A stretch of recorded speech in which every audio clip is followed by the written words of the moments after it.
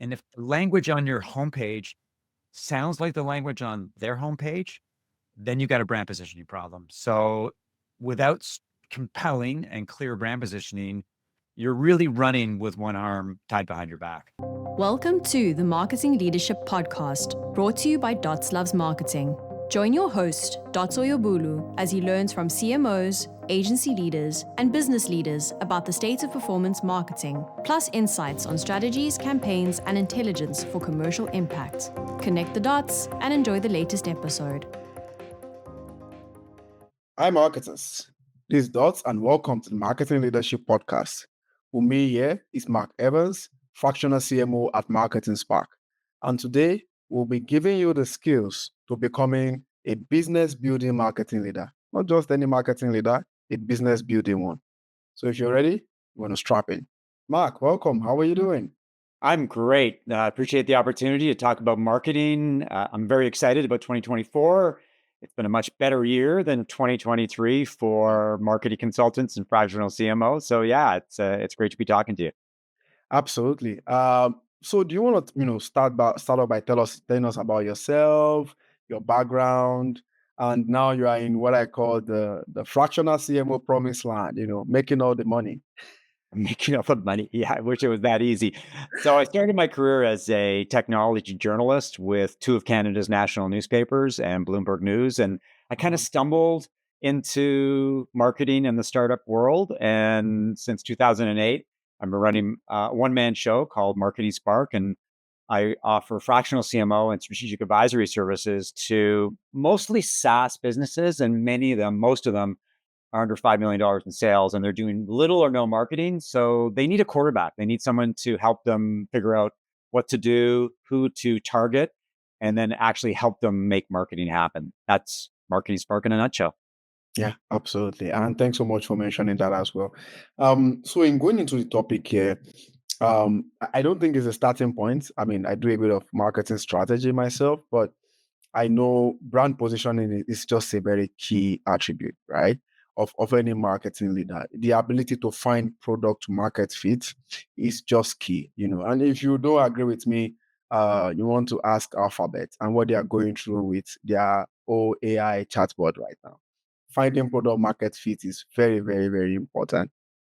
Um, in terms of being successful at that, Mark, what are some of the factors that come into play to be able to find a very good product market fit, whether at the product line level or at the individual product level, or even at the brand level, I may add? Well, I can talk to the value of brand positioning when it comes to driving product market fit. One of the things that the reality is of any marketplace is that they're fiercely competitive. You're battling dozens, if not hundreds, of rivals. In the CRM space, for example, I read some content recently that suggested there are 1,600 different types of CRM systems out there. So you can imagine how hard it is to rise above the fray. And even if you've got product market fit, your ability to stand out from the crowd is really hard. So that's why brand positioning matters. And it's why I start with brand positioning with every single client that I work with. Because if you don't have a clear story, a powerful story, then it's hard to attract and engage the best and the right prospects. Yep. Everybody walks like you, talks like you, sounds like you, says the same things that you do.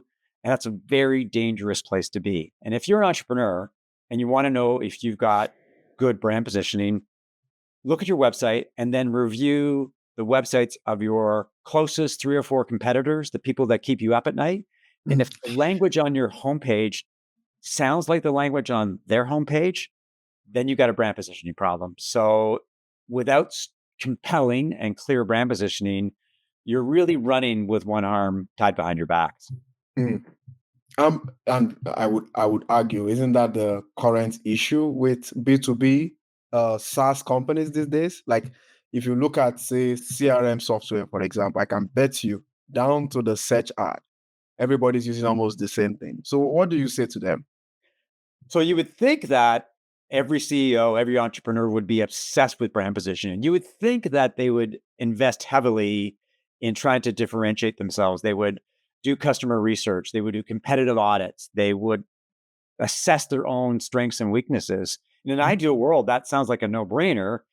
But in the real world, the world in which I unfortunately operate, is that a lot of entrepreneurs and CEOs don't see brand positioning as a strategic priority. It is a nice to have, not a must have. And I Yeah. think it has to do with the economic landscape in many respects. So the biggest priority for many companies, for most companies, is that needs to survive so they can thrive. And so Yeah. they lean hard into tactical execution. It's all about leads, leads, leads, so they can drive sales, but they ignore the fundamentals. They ignore brand positioning and clear messaging and having a strategic plan that actually makes it all come together. And as a result, they don't understand when their tactical execution doesn't work or it's not as successful as they need to be. And I'm a big believer in the fact that you look at marketing as building a house or Yeah. building a condo or a skyscraper. It's all the same. If if the thing is going to stay up for a long period of time, you need a rock solid foundation. And if Yeah. you don't have good brand positioning, then the house is going to fall down.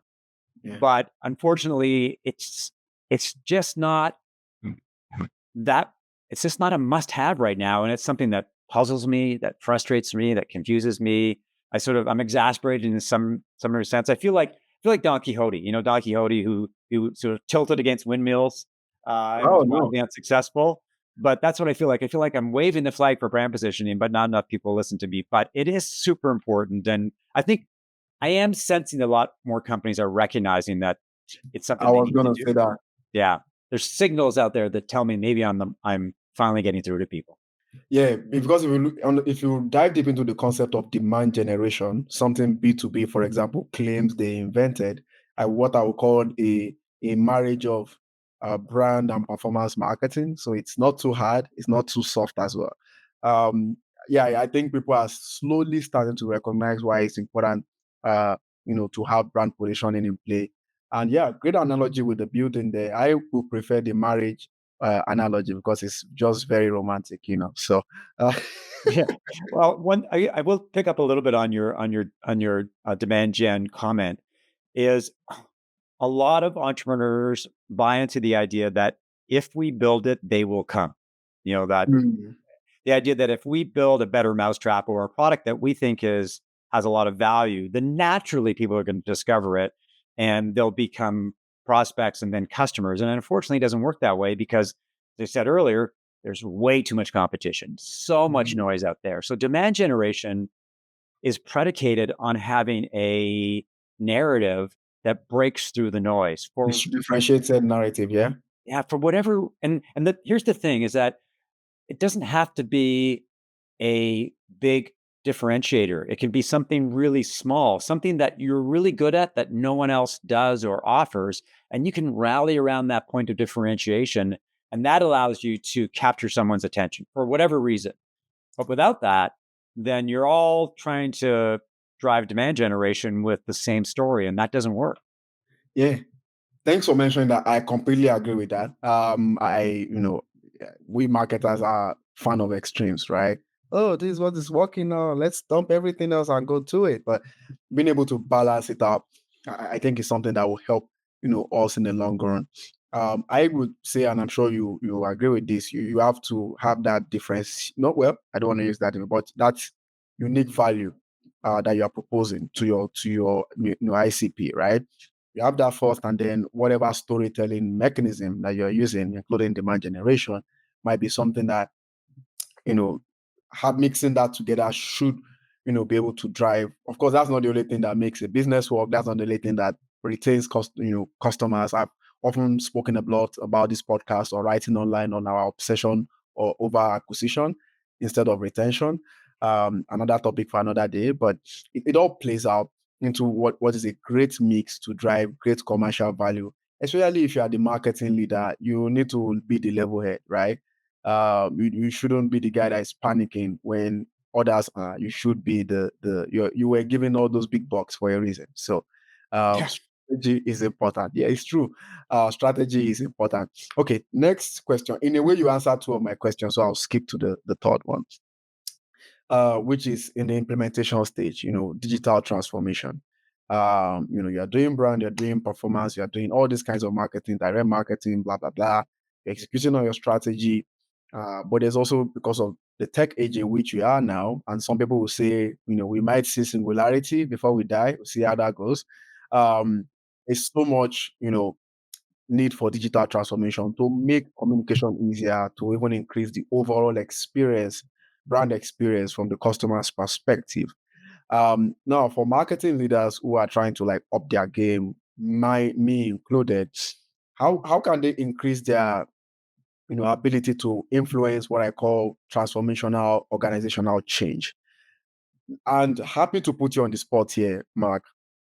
You said that you've been doing a lot in trying to drive the need for brand positioning, and that's a transformation problem in itself. Mhm. It's a tech element.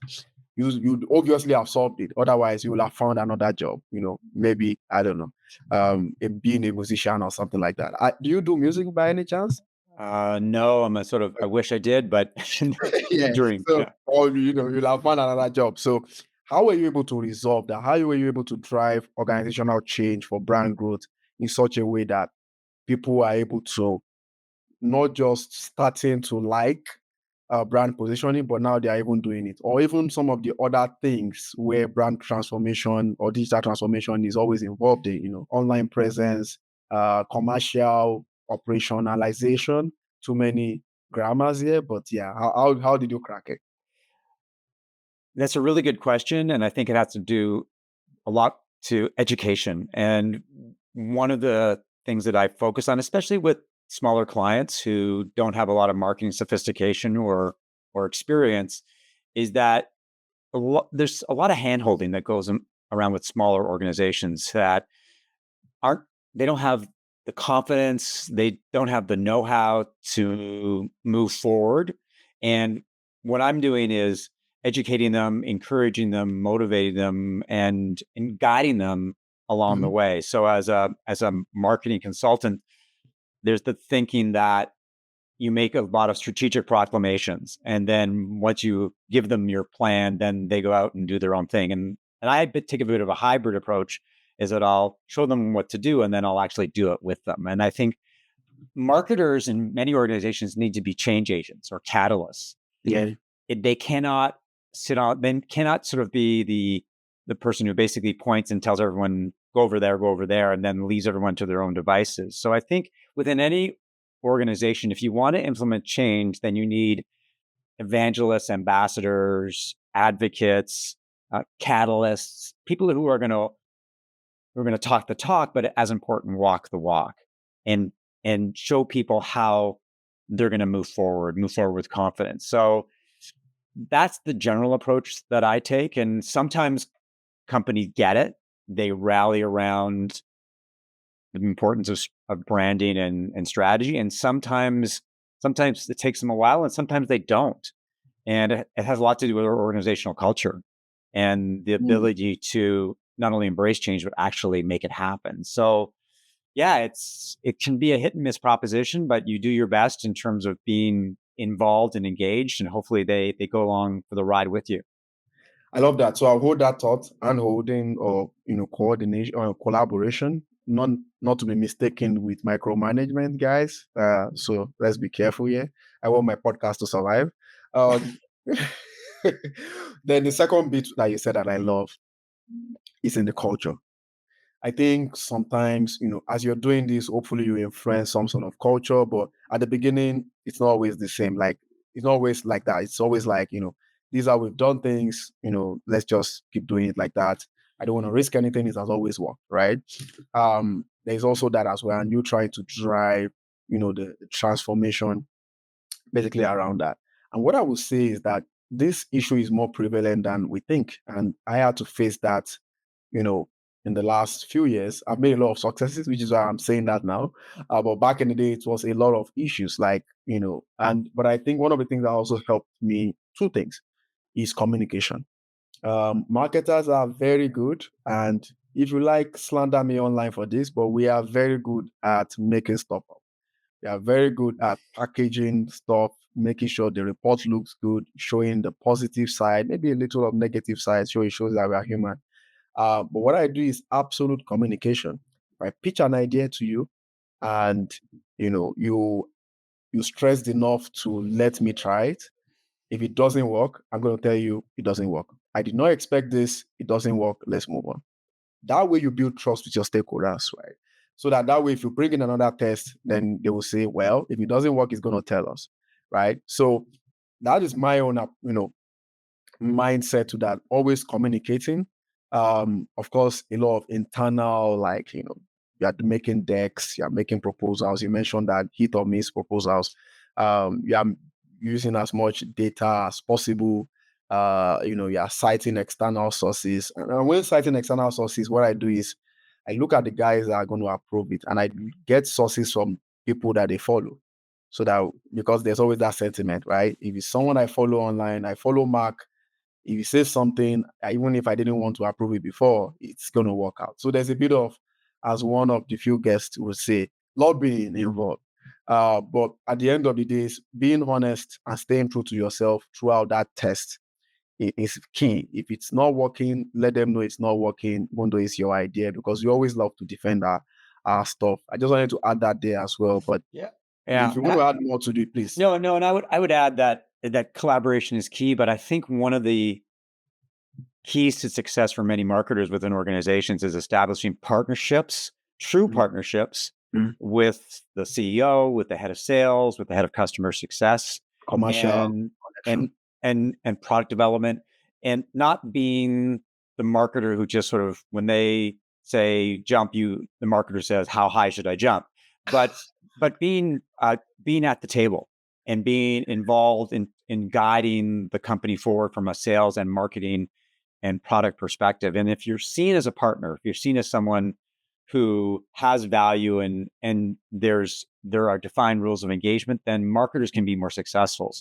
Mm. When they're only seen as people who are responsible for generating leads, and if leads don't happen, then that's a Mm. failure, and Mm. that's a really bad place to be. You can't be a change agent if you're just being an order taker. You have to But is be a it leader. I'm sorry to cut you short. It's a tough place to be, Mark.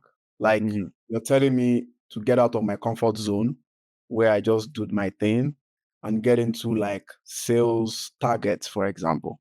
I work for Content Alliance, I work for Listen Network. I have sales targets. I'm a marketer. Mhm.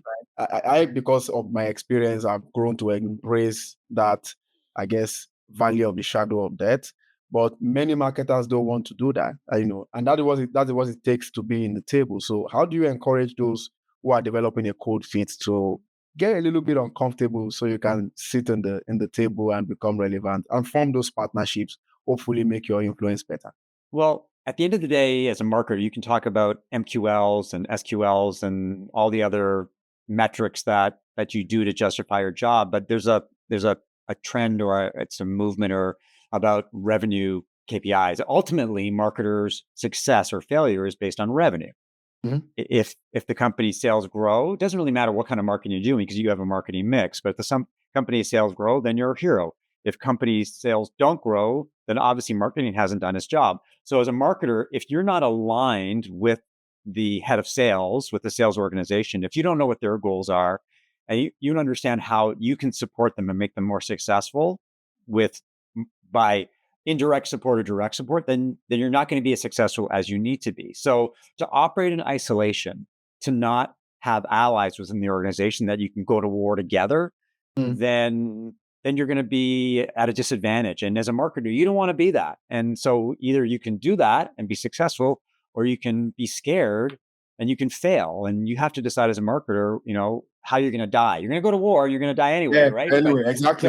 so which battle are you going to fight? And I'd rather fight the good fight as opposed to sort of hide in the trenches and hope that no one goes after me, right? So it's just the attitude and the realities of, if revenue doesn't grow, then the focus is on marketing that it hasn't done its job, and not a good place to be.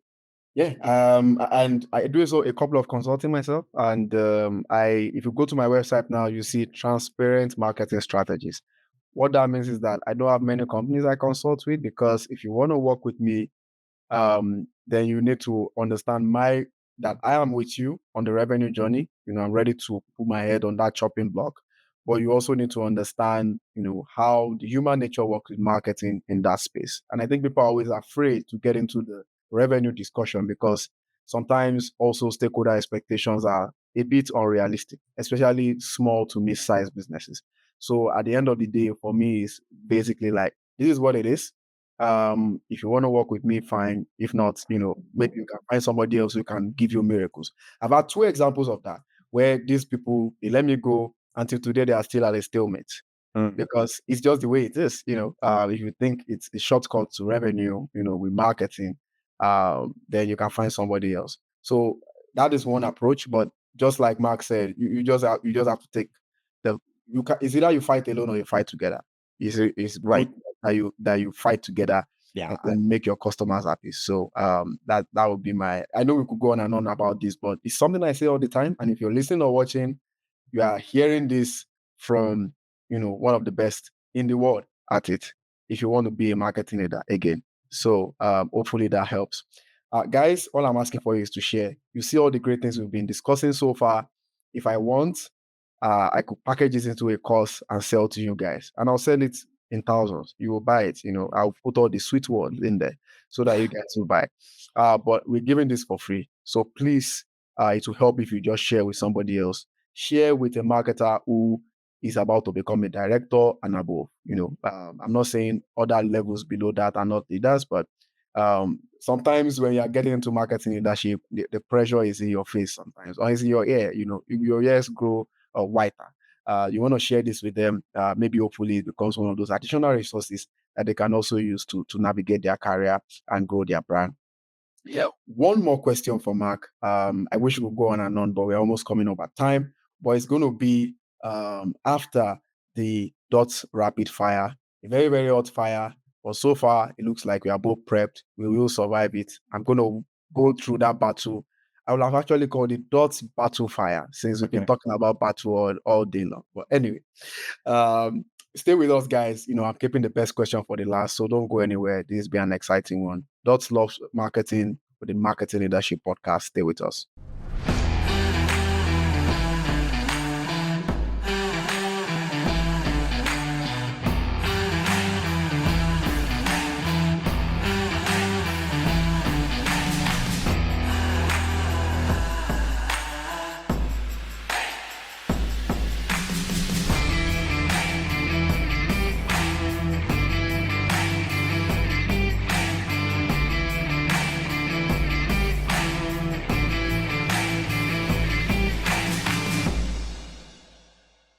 Guys, welcome back. Like I said, it's Dots Rapid Fire.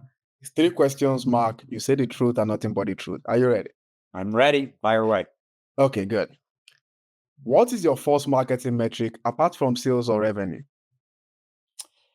Conversations. I would say that in SaaS, conversations matter. People sell to people. So the more conversations you have, the better. Yeah, love it. Okay, I like that. Second question. How long do you use social media every day for work? You want the truth or you want me to lie? No, I want the truth. Don't worry, you might be shocked, and I'll grade it. I'll say 2 hours a day. Okay, 2 hours a day is the second most popular time. The most popular is 1 hour. Then we have 2 hours. Then we have others. So people go from 15 minutes to 6 hours and so on and so forth. But trust me, if you are on social media for work, no matter how long it is, you're definitely not playing. We are in the cold recession, as I would call it. So Yeah. we all gotta survive. Okay. Last question. What is your favorite marketing quote? Plan the work and work the plan. So when it comes to strategy, you plan what you're going to do and then you work that plan. So that's that's my go-to when it comes to strategy advice.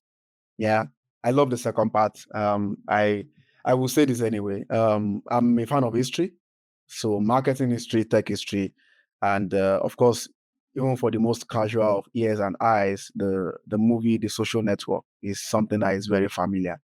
But if you're really looking at every side of that movie, you'll see that, if Facebook did not execute, they won't be here today.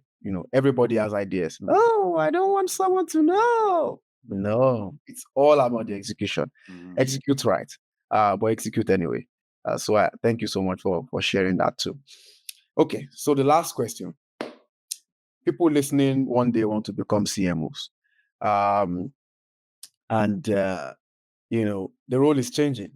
I don't know if it's for better or for worse. I mean, you will tell me that once I'm done speaking about the question.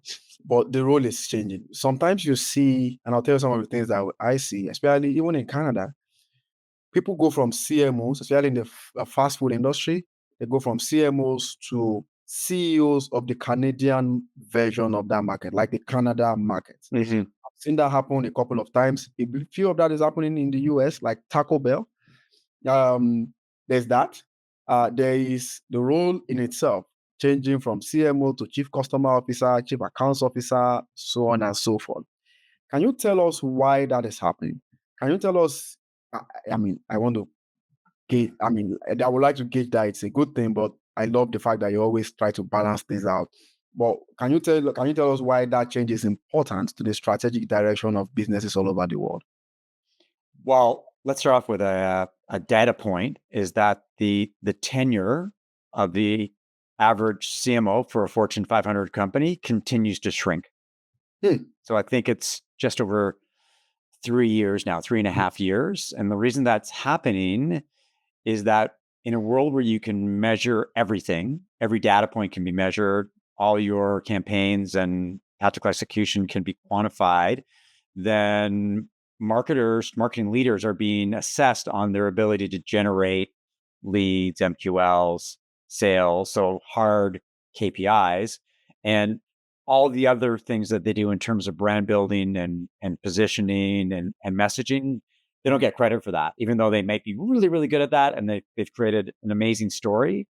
And so you combine that with the fact that a lot of companies are more interested in short-term success versus long-term instant gratification Yeah, versus being patient. And yeah. so I don't think marketing leaders have the runway that they used to have. So that's the reality of being a marketing leader.